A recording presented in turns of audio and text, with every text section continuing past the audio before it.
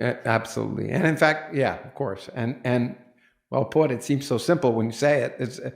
And It is, by the way, except if you're playing the game of risk, exactly. where your aim is not the safety of people, it's not security, it's not to stop war. Your aim is to get the pieces on the board. It's just, that's a board game. This is real life. Get out of the board game, for God's sake. In chess, it's fine. You're aiming to kill the king of the other side. But, Yeah. you should grow up and say, I'm not going to do that in real life. Yeah, absolutely. Well, it's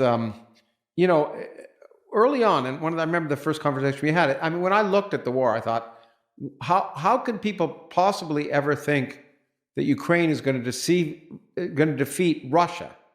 Yes. That they're going to defeat. I mean, you could imagine a war of attrition. You can imagine like Afghanistan, where they hang on for 20 years, or Vietnam, or whatever. Eventually the country departs. But it's hard to imagine that. It seemed to me, naturally, that diplomacy is going to end up saving a lot of people's lives.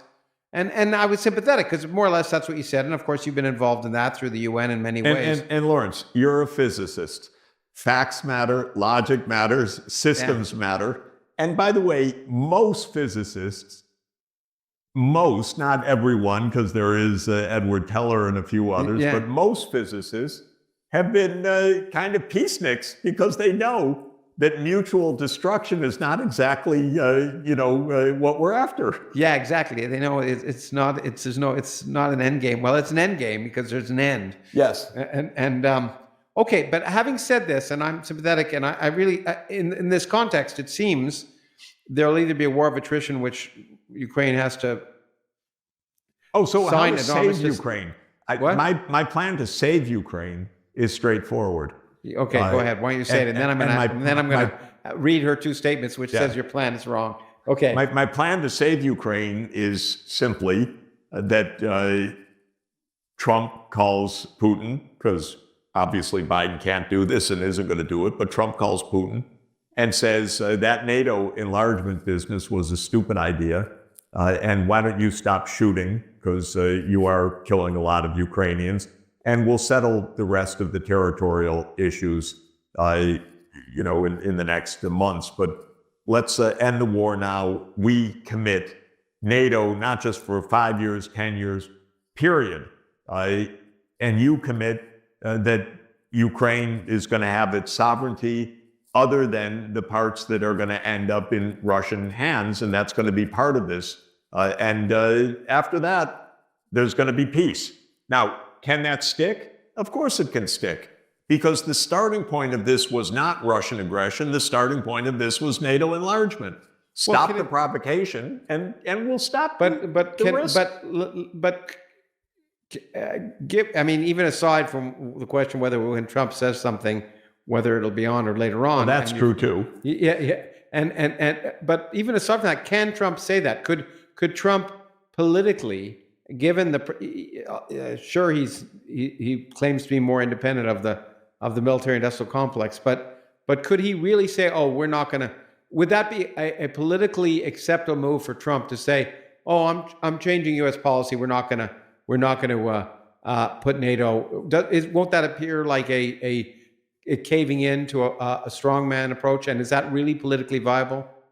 I think if the Russians say that day, we stop all shooting, the war ends, we have no further territorial claims than the ones we've made, and maybe we're not even going to get all of that, but I think it would be worthy of a Nobel Peace Prize for Trump. That would be good. I would love to go to Oslo to celebrate his Nobel Peace Prize. You really? Okay. Yeah, sure. That I think would be the end of it. Okay. Well, I think that would be something that would attract him. Yeah. I want him to win 3. One for Ukraine, one for the Middle East, and one for Asia. Okay. Okay. Well, that's remarkable. It would be nice. Yeah, I'm betting on 0, but we'll see. We'll see. Exactly. Okay. Having said that, let me read to you the journalist's views about diplomacy. And she says he's among those who claim that diplomacy is the solution with Russia. So, as a little Ukrainian, I wonder, how do you negotiate with a regime that openly denies Ukraine's right to exist and repeatedly breaks agreements like the Minsk Accords? She claims they broke the Minsk Accords, or the Budapest Memorandum. With an invader that doesn't only seek the territory, but Russia forces Ukrainian population on occupied territories, deports 20,000 Ukrainian children to Russia, bombs Ukrainians' cultural monuments, museums, publishing houses. Putin himself says Ukraine is a myth. Does diplomacy mean not only territorial concessions, but also Ukrainians giving up their national identity and erasing their culture and language? There's another part of this question, but let me just go that far. Well, of course it doesn't mean that. Diplomacy means actually you spell out the terms. Of course, I don't accept those premises for the reasons we've been discussing for the last hour. So I would just refer to our earlier discussion. But the idea of diplomacy is not, oh, okay, we'll stop and you stop. It's you actually put this on paper, and you put it on paper in a way that everybody sees in the world, and that is quite explicit, and that has the judgment of the world behind it. One of the things that has surprised the United States is that the U.S. has pointed to Russia and said, look, they violated every law. You need to sanction them. And most of the world has said, we don't really see it exactly that way. You know, you kind of provoked them and we'd like a peace agreement and so on. It's interesting.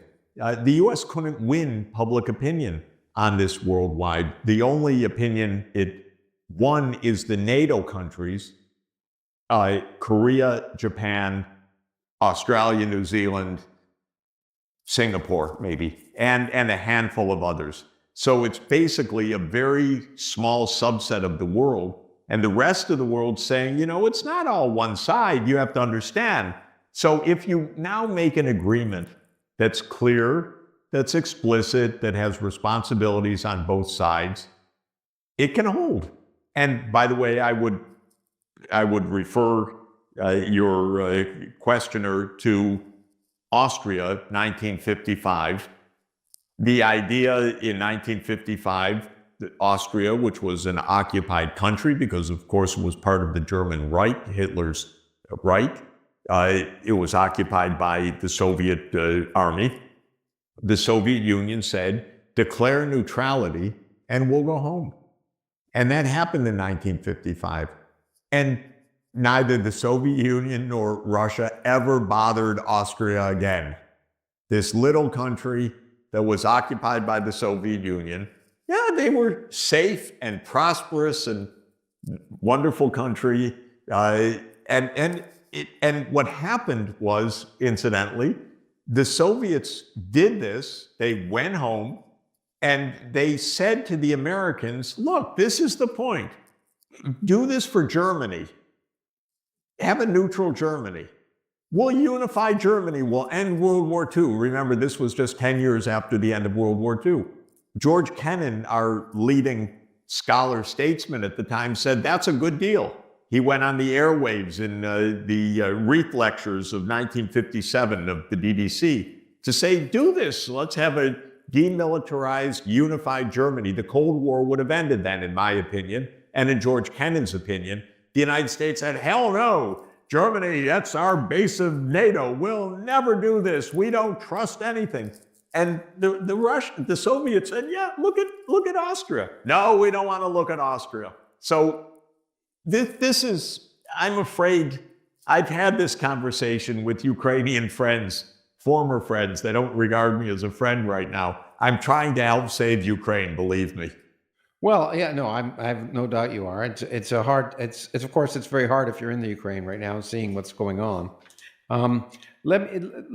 In that context, there's sort of a two-part. Well, one further part, and then the question not just ending the war but justice. But anyway, she says, and then the quote territorial concessions. Doesn't that? And this is she. I mean, one hears this a lot in Western media, but in any case, doesn't that set a dangerous precedent that rewards aggression? If Russia gets land by invading Ukraine, what's to stop the then victorious Russia going after Moldova or even Estonia and Poland And given that Putin formed now an alliance of authoritarian regimes, what would stop them, say China, from following the same playbook? I, um, I have to admit, having grown up in the 60s and heard this in Vietnam, I'm a little, I heard the same argument, Yeah. but I don't want to minimize what she's saying. So why don't you comment? Well, what stops them from going on is, first, they can't, because it's been hard enough for them to win in Lugansk and Donetsk. They're hardly going to cross Europe. They could not and will not do so, and could not do so, and they wouldn't keep any friends in the world that they absolutely depend on, even in their current context. You mean they wouldn't keep Iran, China, and North Korea? Of course not. I mean, China would definitely not stand by if Russia were to invade Europe. Okay. No way. Okay. A NATO country? No, they don't want to. What China understands is, and is very clear, that enlargement of NATO to Ukraine was a direct threat to Russian security. So what the Chinese say is, set an agreement in which Russia's security interests are respected.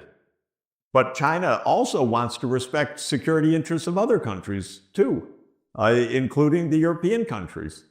They just think that pushing the US military up to the Russian border is a no-no, as I do.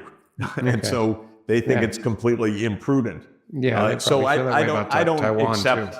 Yeah, I don't accept the premise that somehow you reach an agreement that's explicitly about how to make peace, and then Russia just blithely continues a war that it couldn't fight anyway. Well, that's an interesting question. I'm trying to be devil's advocate. Yeah, sure. We agree, but nevertheless, could one say the same thing about the United States, though? I mean, how could you imagine the United States blindly signing an agreement and then proceeding against its own best interest to do the opposite? I mean, that's exactly what we've been arguing in some sense, in one way or another, the United States has been doing. So, yeah, so exactly. I'm trying to teach the U.S. some manners. Let me put it that way. Okay. The manners are, you reach an agreement and then you honor it. And because of that reputation, that not only supports your immediate agreement and sustains it, but it enables further agreements to be reached. So it's like teaching good manners. But to hit her point, she argues that Russia broke the Minsk Accords and the Budapest Memorandum. I don't know if that's... Yeah, but it's not even... the Minsk Accord, I can tell her, my Ukrainian friends said, no way we're going to do the Minsk Accord. Angela Merkel, who was the guarantor of the Minsk Accord, said in an interview, I think now probably a year ago, oh, that was just a holding pattern. This was a time for Ukraine to build up. I don't know of any serious analyst who says the Minsk Accords were broken by the Russian side. They were broken, obviously, by the Ukrainian side, which had responsibilities in order to implement them. Okay, and what about we've already talked about all of the rest of the broken promises, which I listed, which were on the U.S. side. Yeah, absolutely. I mean, and I guess I'm trying to. I mean, what it sounds like to a listener listening to this is that Russia doesn't break agreements, and the United States does. That's mostly true, by the way, just because the U.S. is more powerful, and the U.S. acts with more impunity because of that. Yeah, but I also assume that if Russia could, I mean, if they could, look, having been schooled by Noam Chomsky, countries act in their own perceived self-interest. So I assume if they could break agreements and get away with it, they would, like any other country. That's probably true. Yeah. Okay. Now, but what about the Budapest Memorandum, which I'm not, Yeah, the Budapest Memorandum was a context for Ukraine to give up its nuclear weapons. The complication for the Budapest Agreement, it was in the context of the U.S. commitment not to expand NATO and the Ukraine commitment to be neutral. So a lot of violations took place on both sides. Russia violated the Budapest Agreement, but again, I would talk about temporal priority. This has a history. The United States broke a fundamental promise on NATO enlargement, and Ukraine, because of a U.S. coup or U.S. participated coup, broke a commitment on neutrality. Okay. Well, last thing, and Ukraine, it's the question of justice. I'm going to Yep. assume your answer, which is that any diplomatic agreements has to address this. But she says also remind him that Russia has committed widespread war crimes, 160,000 officially recorded targeted civilians, deporting children, systematic rape, torturing people in occupied areas. Should justice for these crimes be sacrificed in the name of ending the war? That's your last question. Yeah, and basically, wars are hell, and both sides have committed many crimes. Wars are awful. The wars need to stop. Good. Okay.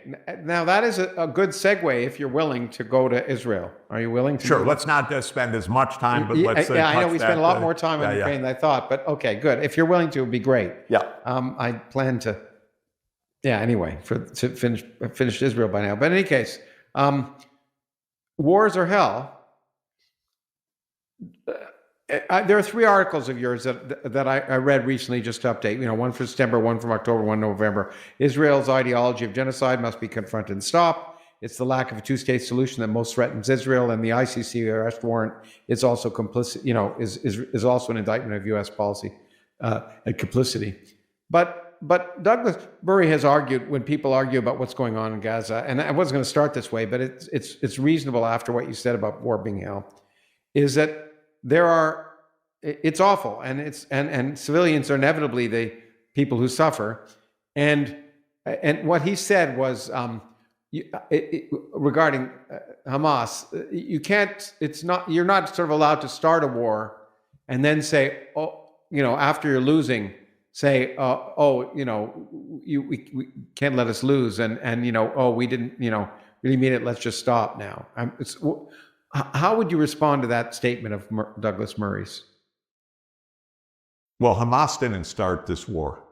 Okay. Well, that's I think the point you're making is that this has a long history. Certainly, the events of October 7th. This war goes back at least to 1921.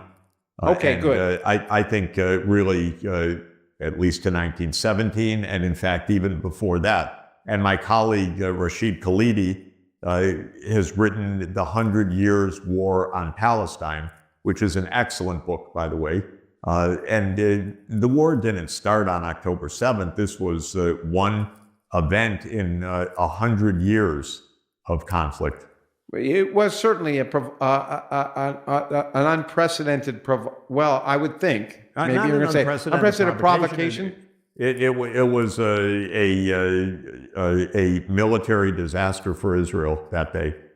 Yeah, but did it not then turn into a military disaster ultimately? Well, I mean, not just for Hamas, but that eventually for the people of Gaza?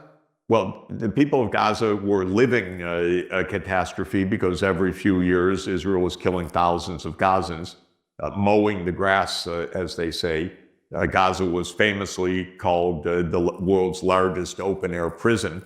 And this is part of an even larger story of an Israeli apartheid regime ruling over Palestinian people basically since 1947. And that's part of an even longer story of the difficulties that came from the Balfour Declaration in 1917. Okay, look, okay, great. I think we can go through this. Written a series of questions based on your writing, and why don't we go through them, and that may speed this up a little bit. Okay, good. Yeah, because a very long, complicated story. It's obvious exactly. But I want to just start with your article in September. We don't hear this, but you say Israel's fundamentalist credo holds that Palestinians have no right whatsoever to their own nation. The Israeli Knesset recently passed a declaration rejecting a Palestinian state in what the Knesset calls the land of Israel, meaning land west of the Jordan River.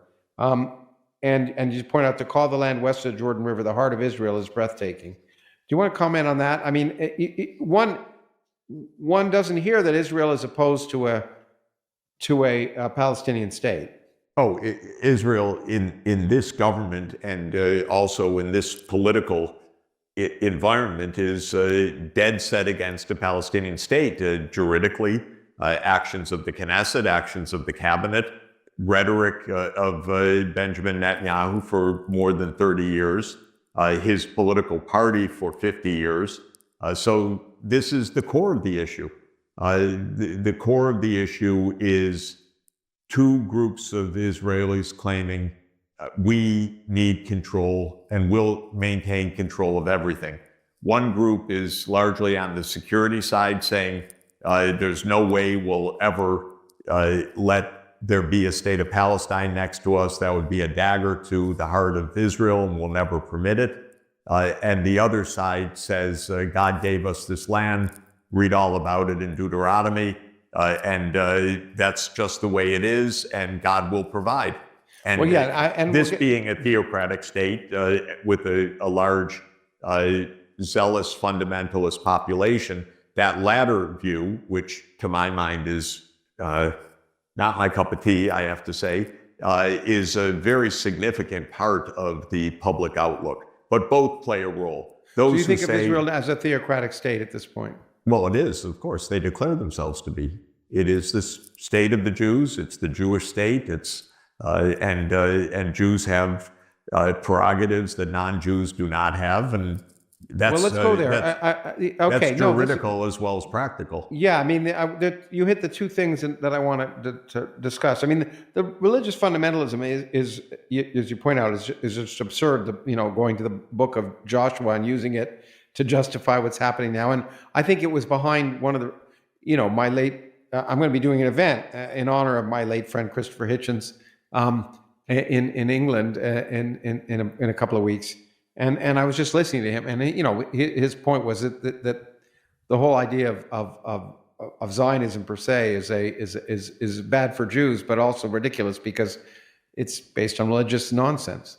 And it's based on, and I get emails every day. It's based on an idea, a claim, very vague, but a claim. This is our ancestral home, so it's ours, and that claim, again, at least the religious side of that claim, is based literally on the book of Deuteronomy and the book of Joshua. And what's interesting about that is God says all the land from the Euphrates to the Nile, so it's not just from the Jordan to the Mediterranean, but he says, this is your land, I promise this to you, and you should go in and kill all the people inside. Yeah, the famous Amalekites. It is not, by the way, a claim that this is our ancestral home, because there were indigenous populations there before the Jewish or the Hebrews or the Israelites arrived in biblical times. And according to the mythos or the Bible or the beliefs of these fundamentalists, God gives them not empty land or primordial land. God gives them the power to kill everyone in the land so that it becomes their land. Yeah, and I find it amazing because you read this stuff, and yeah, okay, maybe if you were living in the 7th century BC, it would ring true, but we're in the 21st century. Yeah, no, one can dispute genocide, and I want to dispute that a little bit, but to justify things on the basis of the Old Testament is a violent, genocidal, awful, yes, immoral document for the most part. I mean, with tidbits of niceness, but there's some good principles, but there's a lot of genocide in it. Yeah. And not just genocide at God's command. At God's command. Oh, absolutely. As I say, the Amalekites are one of my favorites. But okay, so let's dispense with that. So arguing, of course, and I think you would agree here. I mean, as Christopher said, it's an ill-advised notion, but that's not to say that when a state exists, it should be it just should disappear and the people be expelled. So that's not the same as saying Israel shouldn't exist. It exists. But by the way, it's almost the opposite, because a reasonable position is the world's complicated. Populations have moved, jostled, been conquered, been expelled. Everyone's a colonizer. And at any moment, God, we should find a way for people to live together peacefully. Yeah. Because if you want to reorder things, well, maybe, the Iroquois and the Sioux should have all the land that they had, and Manhattan should go back to Manhattan. And okay, maybe that's right, but the whole world would have to move, or it's a different world now. It's right. not. And so I'm actually of exactly the opposite view, that we have 7 million Jews and we have 7 million Palestinian Arabs, and let's make this work. Okay, exactly. And that's why it seems that and we'll get to it, that a two-state solution just doesn't seem like this.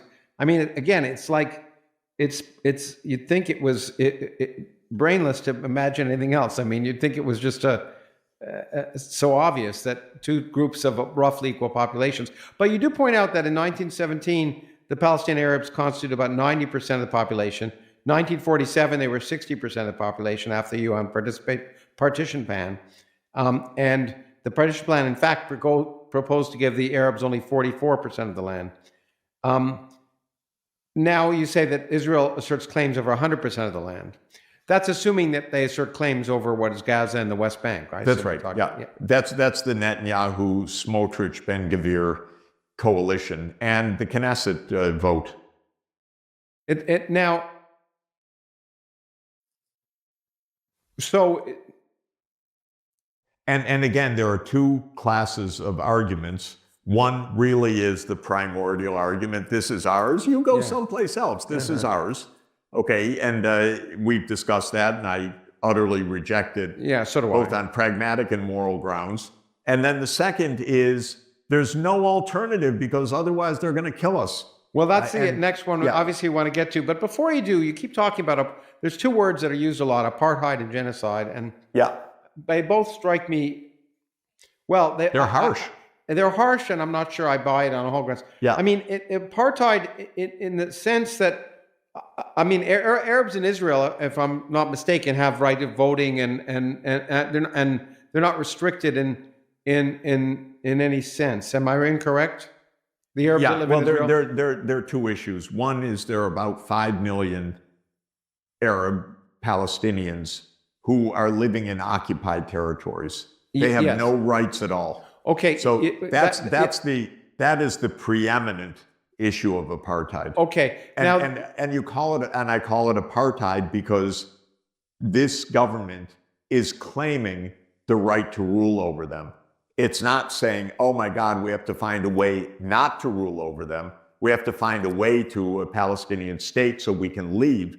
It's saying we are going to be here permanently. And so that's the sense in which the apartheid is the most real.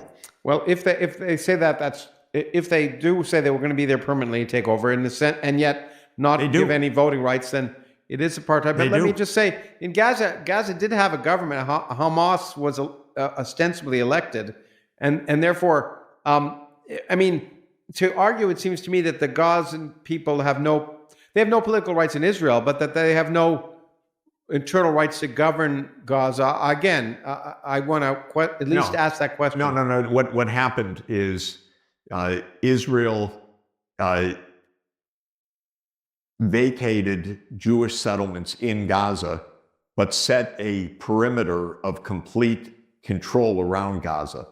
Anyone coming in or out of Gaza was under Israel's control. Everything that Gaza has, whether it's imports of food, medicine, power, water, is under Israeli control. There is no sovereignty there. It's a complete police rule. This is before October 7, 2023. So this was not a sovereign state. They have no port. They're not allowed to have a port, even though they're a coastal country. You think Israel's going to let them have a port? Of course not. They're not allowed any rights at all. That's why it was called the largest open-air prison. Yeah, okay. And again, I'm trying to be, well, I'm trying to at least raise the question. Yeah. Absolutely. The question one I'd ask is, well, okay, you don't unless you're evil inherently, you don't do that. There must be a reason why you think you do that, and the essential reason is that, well, Hamas is certainly, I mean, in terms of a police state, as far as I can tell, Gaza is as much a police state because of Hamas. No. No. No, you look at who has the control, and the control of the perimeter, the control of every resource needed, the ability to go in every year or two and kill 1,000 people or 2,000 people. Well, that's a level of external control, but what about internal resources? Who controls that in Gaza? What happened, as you'll recall, is that in 2005, I'm pretty sure if I have the date right, there were the Palestinian elections, and the United States championed the Palestinian elections. This was to create a Palestinian government. Yeah. And then Hamas won. Mm-hmm. And the United States and Israel said, hell no, we're never going to talk to them. They can't form the government. And immediately the United States and Israel tried to make a coup to violently bring down Hamas. That coup failed.